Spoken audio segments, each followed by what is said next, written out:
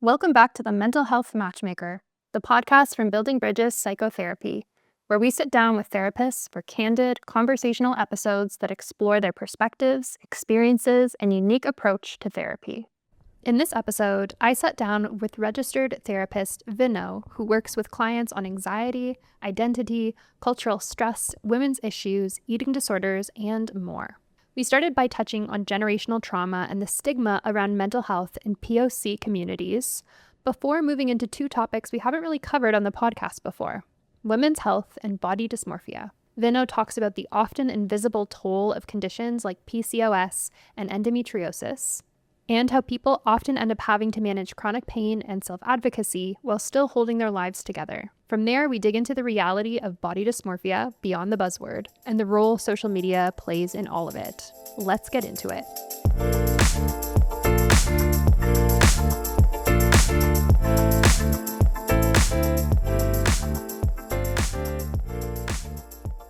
Vino, welcome to the Mental Health Matchmaker podcast. Thank you. Do you feel ready? Do you feel scared? Do you feel excited, nervous? Yeah, excited, nervous, like a mix. Yeah. So let's dive into your specialties.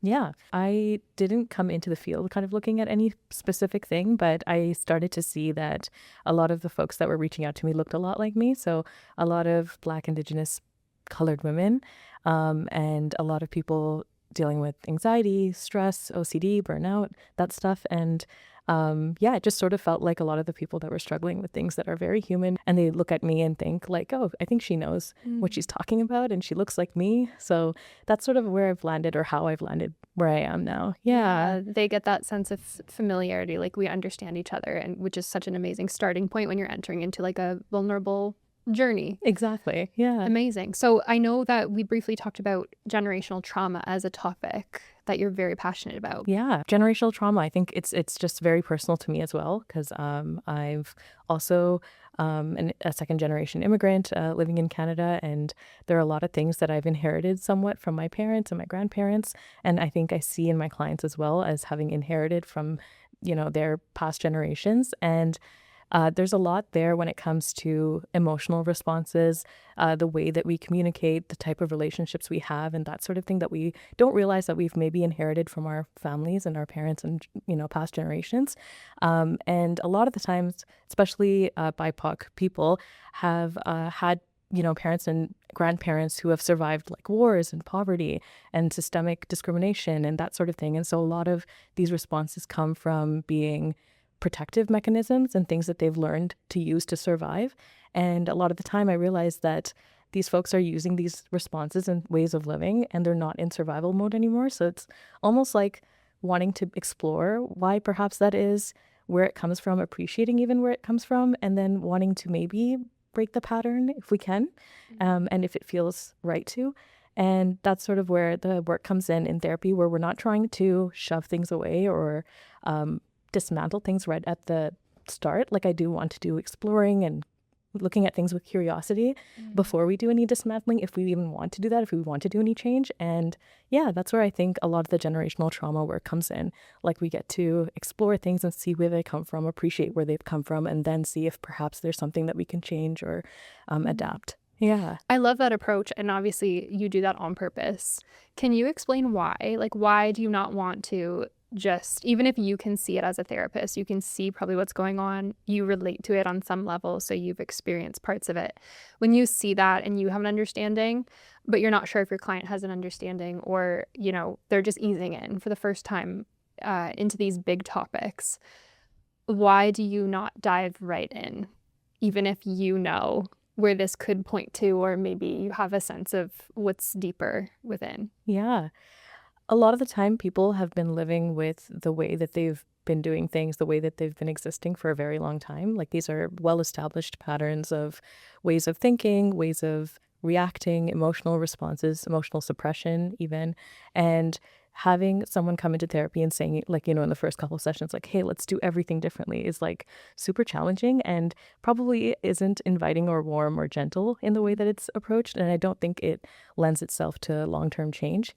And at the end of the day, a lot of these things, like I said, have been there for a very long time. We want to examine them almost and appreciate where they what they've done for you perhaps in the past, and then see if they're not serving you anymore, how can we perhaps move on from them without having to sort of unappreciate them and not see their value, if that makes sense. Yeah, parts of it remind me of the body and like even going to see a chiropractor. I know if you have like really severe chronic pain, they often want to approach in like a more gentle way because the body has lived in this way and has like locked itself into a certain position, and it's been there for so long that a really intense like crack in the wrong way, it can make things worse, or it can shock the body, and then the body goes right back to where it was in that locked position. So totally off topic, but kind of that's the visual that came to mind for me, and I feel like that's sort of what you're saying in a different way. Yeah, absolutely. And I think you need to be in a position,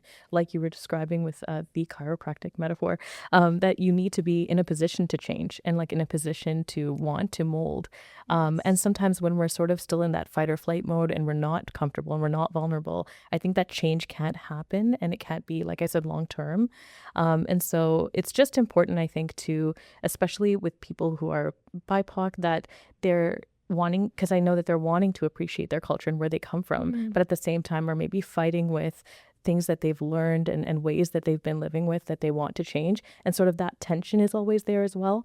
And so I like to invite people into the room saying, we don't have to tell ourselves like this is not allowed or that we want to fight with this sort of piece of us. If anything, we want to examine it and be curious about it and see if it has a place in who we are now, but it doesn't have to be thrown out completely. Maybe it can be adapted. Maybe it can be something that we used to have, a piece of us that, you know, we honor from the past that we maybe won't take moving forward. Yeah. I hope that makes sense. That does make sense. That's, yeah, beautifully said. When people come into your space with this as a topic that they want to focus on, or maybe that gradually they realize they need to focus on, what emotions come up in the therapy room? Oh, just, I think a lot of complex mixed emotions. I think, like I was saying earlier, like a lot of this loyalty to family values and community values and wanting to be a part of culture and tradition. But at the same time, realizing that, especially for folks who are second generation, who are living here, who weren't brought up in their home countries, wanting to establish autonomy in their own identity here. And often those values are not always reflected in the community and family values. And so it is just like difficult for them to navigate both at the same time. And so I purposefully want to invite people into a space where both are accepted. Like you're allowed to have a lot of autonomy and like choose how you want to be and who you want to be, even if that doesn't quite look like the type of version of you that you're at home or with your family or your siblings or with your community, and you know, and wanting to explore some of these things so that they're able to maybe move into, you know, the latterhood of adulthood with however many values that they take from their past and whatever new values they want to take in to their future. So many things. And I feel like as humans, it's really hard for us, especially when we're alone with it in our heads, to feel comfortable holding conflicting emotions. It feels easier to have one goal or one, you know, answer to things. And so that's, for me, why therapy has helped so much. Just illuminating that, hey, there's a lot here and these things can coexist and they can all be explored side by side. Exactly. Yeah. Like the more than one thing can be true at the same time is such sometimes like a revolutionary concept for people who, like you said, want everything to be binary or just one sort of path forward. And so again, like having a space in therapy where, you know, everything goes, everything can be true at the same time, and there can be sort of this two things exist at the same time and they're both, you know, equally maybe important to you, and navigating things that way, as opposed to having sort of like the tension that comes in when you're trying to battle it out between some of your maybe family values or community values and who you really want to be authentically. Yeah. Not to go into a tangent, but out of curiosity, because I feel like you'll have an answer. Why is that so hard for us to hold two truths or more than one truth? Yeah, I think naturally our minds want to simplify things. I think when you think about even like how we live our lives today, like we're often always looking for the simplest way out. And even in therapy, like this is, when you're talking about processing things that are challenging or past experiences that have been hard or just trauma work and at all, it's not meant to be simple. Like we're not meant to sort of skip over things. And even when I approach trauma work, I never have people come into session and then a couple of sessions down the road say like, today we're going to talk about the traumatic thing. It's often examining how the trauma response comes up in your emotions, in your day-to-day, in your relationships. And then perhaps if there is space for it, examining the actual, traumatic experience itself. I think we often have the lens that we're not meant to like experience bad things or pain or distress. And I don't think that that's the point, especially of therapy. Like I think it's meant to be a little bit challenging, but for you to also see that you have a lot of strength and resilience coming out of it. Yeah. I wonder also if it's influenced by this sort of culture we live in that pushes the productivity piece. Because if we are holding multiple emotions, that might not lead us in like a completely straight line with where we need to head towards, right? It might mean that we are just sitting presently with it. And the visual that comes to mind for me is exactly that, like being still, holding all of it versus we have one answer so we can head towards that one place. And it's not always like that, as hard as it is to accept sometimes. Yeah, absolutely. And I think this work, typically when people try to approach it from a lens of these are my goals and I'd like to like X number of sessions, see this much progress, I'm always just kind of wary that like it's not maybe going to be that way, and that's kind of okay. Like it's kind of going to be okay that like there will be a couple of sessions where you come out and you're like, what did we do today? Like, but Right. down the road you'll see that perhaps some of those sessions where we, like you said, sat with things, let sort of the discomfort wash over us or whatever was happening, those were all meaningful toward whatever progress that you're making in the end. And Right. sometimes it's not as simple as doing something and then stopping doing this behavior or action. It's sometimes very subtle, I think, in the ways that even we think, and that's what we're trying to challenge and change in therapy. So it's not always, I think, easy to even notice as a client, but that's what I think like a therapist should be doing, watching and highlighting sort of the progress that a client's making and sort of getting them to see that too. That's beautiful. And I think that in that time too, I've had this reminder from my therapist before, because if it's not clear based on the questions I'm asking, I'm obsessed with the like go, go, go mentality. And so for me, it is really, really challenging, as I know it is for a lot of people. But my therapist often reminds me that in that time, you're also building your capacity to be able to hold more too. And if you're digging into deeper traumas, that is going to take a long time, or maybe there's a lot beneath the surface, that capacity building has to happen before you can go deeper. Yeah, absolutely. Like there's so much depth and understanding of ourselves that we sometimes don't have before we do trauma work.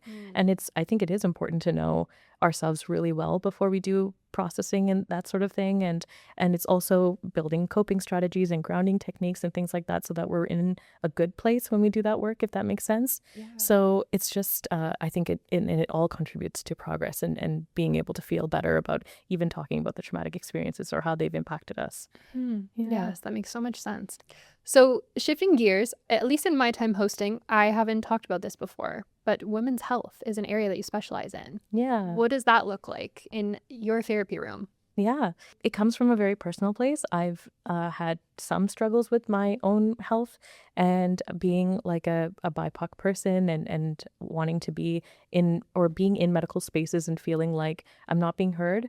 And my pain is sort of being diminished a little bit or getting delayed, like diagnoses for things and that sort of thing. And so when I started to see other women reach out to me as a therapist and then bring up these issues in the session space, I was like, it's crazy that, you saw my face and thought that I would know anything about this. And having a personal space or personal experience with it makes it so much more accessible to me to talk about with clients as well.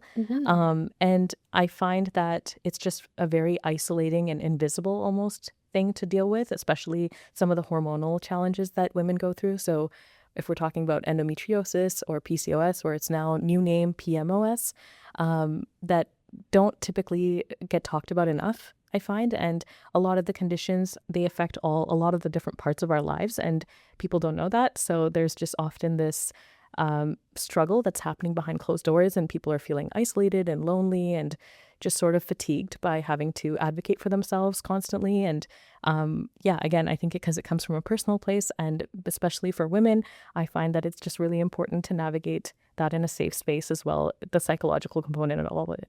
Yeah, especially if it's this thing that is affecting you daily. And I can imagine that starting to become a really isolating experience. Yeah, absolutely. And it's when it's not something that's well known, just in the general population, when you say you're struggling with, say, for instance, endometriosis or PCOS, and people don't know what you mean by that, it's just, I'm sure it feels just very lonely and difficult to have to explain. And then there's all the stigma around women's health. Like people don't like to talk about their periods and about period health. Yes. No.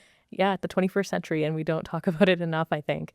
And so it's, I think also like in places like institutions and workplaces and things like that, it's just not something that's well known or addressed or known well about. And there's not nearly enough research done, I think, about some of these conditions and how they impact people and treatment options for people. And so there's sort of like this component of silent struggle that I often witness among clients. And I like to give people the space to talk about how it's impacted their lives. A lot of the time, especially with something like a hormonal imbalance, that's impacting many different physiological functions in your life, in your body. There's like weight gain and facial hair growth, and sometimes intense pain when it comes to endometriosis, constant pain. And the pain relief with endometriosis is difficult to advocate for sometimes, getting medication, getting like procedures done, things like that. And so long story short, I think there needs to be more awareness about this, about the conditions and how they impact women. And we need to have more discourse about it so people don't have to feel like they have to advocate for themselves or explain what's going on. Yes. So in your session, when people come to you struggling with this, you just give them this space that is judgment free, that they can say like, this is my reality right now. This is how I'm feeling. What else happens? Just a lot of honesty. I think like when you take away or strip away shame and sort of some of these like stigmas around women's health and not wanting to talk about it, and people are feeling like they start to talk about how in the many subtle and specific ways that these conditions have completely altered their lives and changed their lifestyles. People with severe endometriosis and PCOS often have to have specific dietary restrictions and changes. They take a ton of supplements to like make sure that they're getting sort of the hormonal or fixing the hormonal imbalances that they have. And even then there are other things that come up like insulin resistance, and then that impacts like having diabetes and things like that. So a lot of long-term illnesses can come from not taking care of some of these conditions as well. So I think when you create a space that's safe for women to talk about this sort of thing, they just start to be honest about how they're suffering, and they're not doing it silently anymore. And thankfully, some of the pain that they're experiencing, at least psychologically, is relieved. Right. Yeah. Because that's like an extra burden that they have to carry when they're physically suffering, and now this additional layer of having to keep it all to myself because no one understands. Yeah. And then I think it also creates for some folks wanting to people please, wanting to be perfectionists. And so dismantling that, like, why are we wanting to remain in this sort of perfectionism, like not a reality almost, and wanting to people please and sort of all of that also comes up, and wanting to dismantle that as well and sort of see where it comes from. And usually it's connected to something else as well. With regards to women's health, I've just seen that there's a lot of connection between the two. Yeah. Wow. Shifting over into another topic, and I feel like there's probably some overlap here, at least in the emotions that women might carry, or whoever's struggling with this, but body dysmorphia. Big topic. I feel like the term I hear a lot, but I do think that sometimes it's thrown around carelessly sometimes. And there's a lot more to it than I think people realize. It's not just a loose term. It's very serious and can really, really affect people. Can you talk a little bit about it? Yeah. There's actually a condition in the DSM, and it's called body dysmorphic disorder, I believe. And that is like a very specific, there are like specific criteria that you have to, I guess, hit to be diagnosed with body dysmorphic disorder. But like you said, I think body dysmorphia, the word itself, has become sort of an it word on social media as well, like mental health social media. I noticed that I have seen both. Like I've seen clients who have been diagnosed with body dysmorphic disorder and folks who have just in general struggled with body dysmorphia.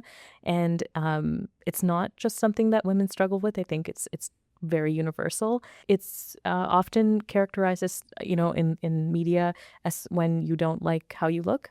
But sometimes it goes beyond that, and having compulsions and being very worried about going out in the world and being perceived by other folks, and it taking over your life essentially, and not being able to focus on anything else. And that is really scary. And again, I think is something that we don't have too much awareness about. It's sort of become, I don't want to say a meme, but something that like I have seen online before, but is not taken very seriously. And people are, very much struggle with things like this, where they have beliefs about their body that are maybe untrue, that they're not able to shake, even if they know rationally that they're not true. A lot of interesting work that gets done when you start to dismantle how people see their bodies, and what's true and what's not true, and a lot of CB2 work in there as well as other things. Yeah. This topic, we'll see how brave I am if I decide to like go all out and share, or if I decide to cut it out, but has greatly impacted my life.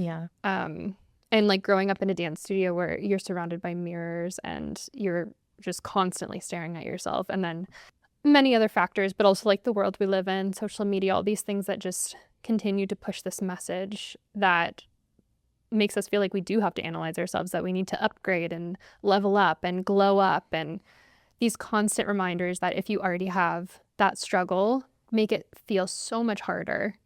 It can be all consuming to the point where you're fixating on certain parts of yourself to a point where it's pulling you out of even being present in a room or in a conversation with someone, or just on a day-to-day basis.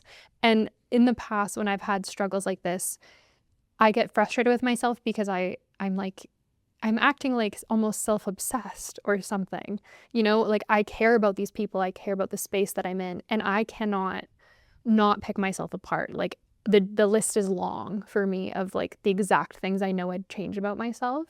I've heard people say to me like, it's not about you right now. Like, it's not about how you look, almost as if I'm superficial. I'm like, it's very complex. Yeah, absolutely.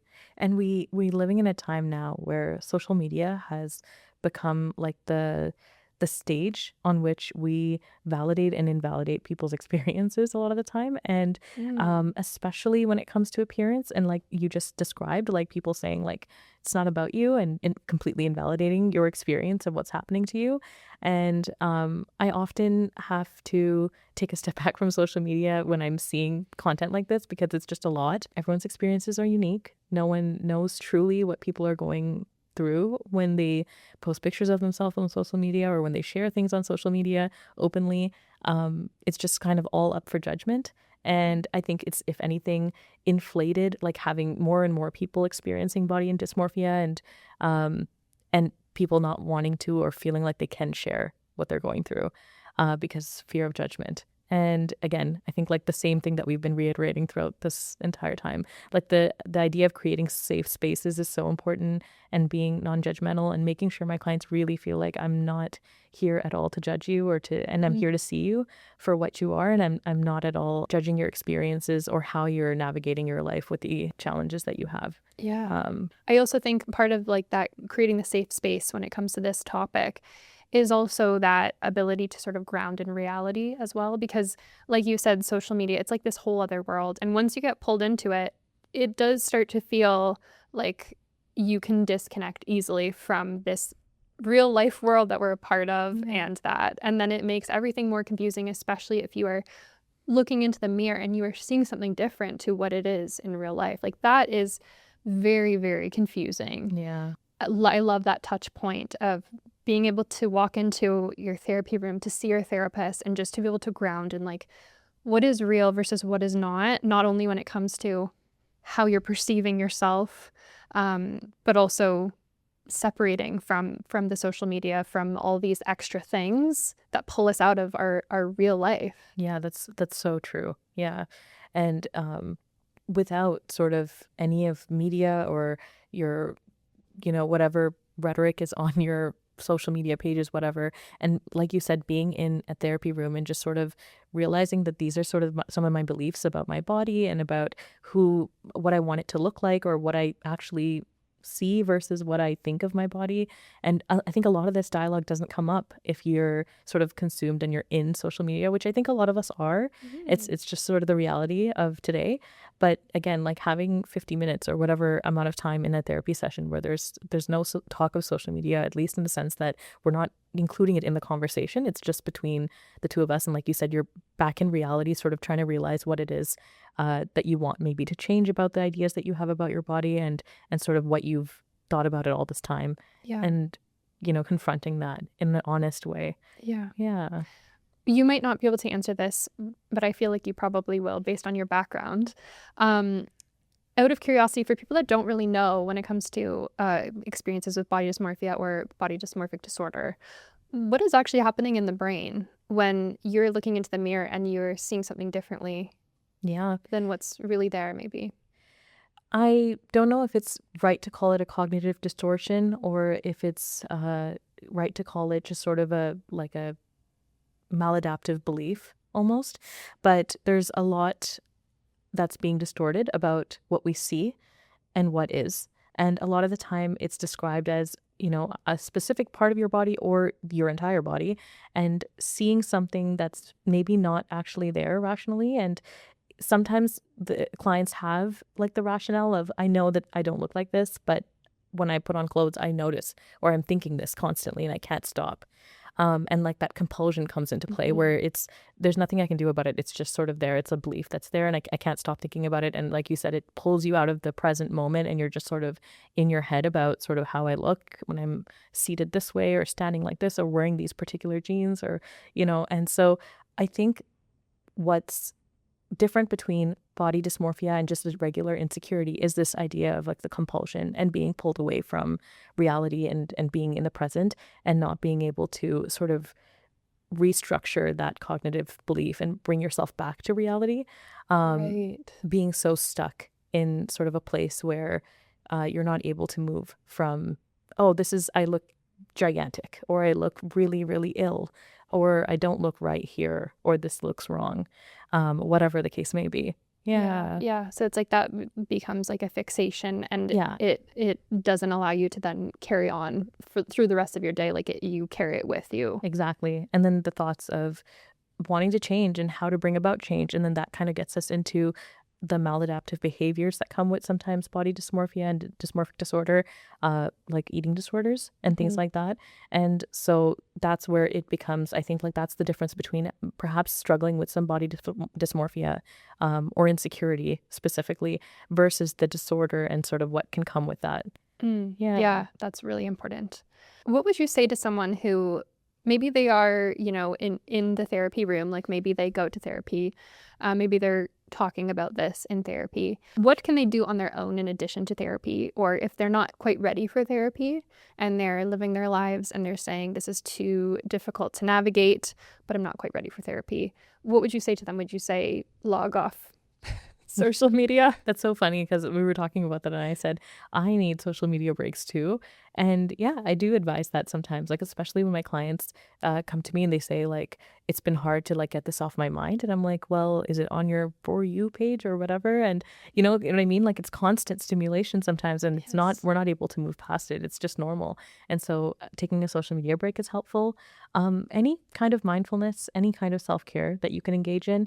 There's been a boom in like the mindfulness and wellness sort of industry almost. So there's plenty of resources I think that people can get to without having to seek out like actual mental health practitioners and therapy. So any sort of mindfulness that you can do and use in your day-to-day life, even if it's for a couple minutes a day, I think is really helpful to being able to ground and be present with yourself because we often don't have that in our regular lives. Yeah. Absolutely. And then when people do feel like they are ready for therapy, if they choose that route, you are here and you are in Mississauga, right? I am in Mississauga, yeah. Beautiful. Is there anything you want to say on that topic before we close it off? I personally, I was in therapy for quite a while virtually, and then I began seeing my own therapist in person just a couple of years ago, and I thought it was life-altering. Like, it's just very different. And so if you are somebody who is doing virtual therapy or is afraid to do therapy, try and see someone in person, like meet someone, see how it goes. Worst case scenario, you've lost an hour of your life. Right, which you might lose on social media. It's very easy to. Multiple hours, actually. Totally. Yeah. So, I mean, meet someone. I think the connection that you get from a therapist in person is really meaningful, and it feels a lot more tangible and like you can relate sometimes better than virtual therapy. Yeah. I also like the act itself of like taking myself there. It feels like an act of self-care when I'm intentionally carving out this time for myself and I'm saying I'm getting in the car to drive myself there. Maybe I get a little treat on the way back.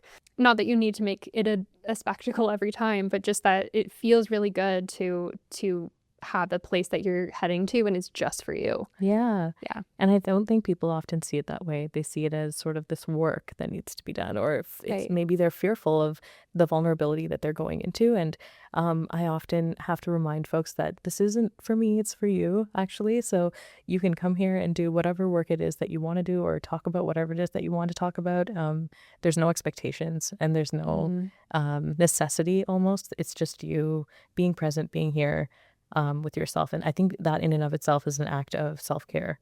Yeah, absolutely. Not expecting yourself to show up in a particular way. Exactly. Yeah. I've walked into therapy sessions before and just have said, like, I was sitting in the waiting room so anxious because I'm trying to find something that we need to dissect. Right. And, a good therapist will just meet you exactly where you are. If that's your truth, that's your truth. And exactly. Usually when you just tell the truth, even if that's it sort of starts to gradually lead to other things naturally because the pressure's not there. I've had so many clients say the same thing, like, I don't think I have anything to talk about. And then we're suddenly over time. So yeah, there's always, find that there's something maybe you want to discuss, something on your mind, perhaps that's been buried below some other things that were maybe more important. And then when you get a chance to, you can talk about it and, it feels good too.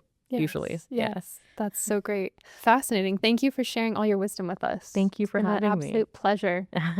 That's it for this deep dive episode. If this conversation resonated with you, we'd love for you to follow the podcast or share it with someone who might find it helpful. See you next time.